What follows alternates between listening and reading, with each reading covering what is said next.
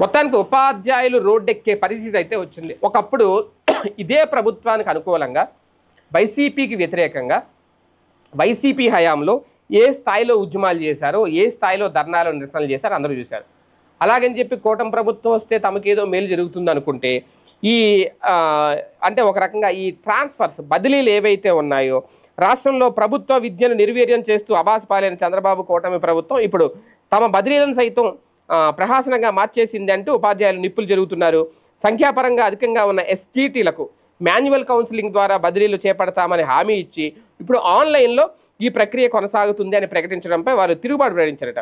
ఒక్కో ఎస్జీటీ 2500కు పైగా ఆన్లైన్ ఆప్షన్లు ఇవ్వడం అసాధ్యమని, అది కేవలం 48 గంటల్లో పూర్తి చేయాలి అనడం కూడా కరెక్ట్ కాదని చెప్పి మండిపడుతున్నారు. ప్రభుత్వం ఇచ్చిన హామీ మేరకు మాన్యువల్ కౌన్సిలింగ్ ఉంటుందని భావించిన వారికి ఆన్లైన్ విధానం మాత్రమే ఉంటుందని ప్రకటించడంతో వాళ్ళందరూ షాక్ అయ్యారు.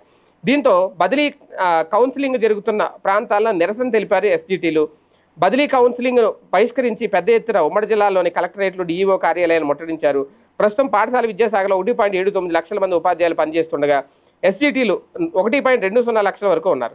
ప్రస్తుత బదిలీల్లో సుమారు 65,000 మందికి స్థానచలనం కల్పించాలి. వీరిలో 35,000 మంది వరకు 8 ఏళ్లు పూర్తయి తప్పనిసరి బదిలీలో ఉన్నారు. విద్యాశాఖ గత నెలలో ప్రకటించిన షెడ్యూల్ ప్రకారం ఈ నెల 10వ తేదీతో ఎస్జీటీల కౌన్సిలింగ్ ప్రక్రియ ముగియాలి. కానీ ఆందోళన నేపథ్యంలో ఆ ప్రక్రియకు బ్రేక్ పడినట్లు అయ్యిందా? ఏది ఏమైనా అంటే తమ వరకు వస్తే కానీ తెలియదు అన్నట్టు టీచర్లు అయితే ఇప్పుడు ఉపాధ్యాయులందరూ రివర్స్ అయ్యారు. ప్రభుత్వం ఏం చేసినా చూస్తూ ఊరుకుంటాము అని అయితే మాత్రం అనట్లేదు. ఇచ్చిన హామీ నిలబెట్టుకోమని అయితే చెప్తున్నారు.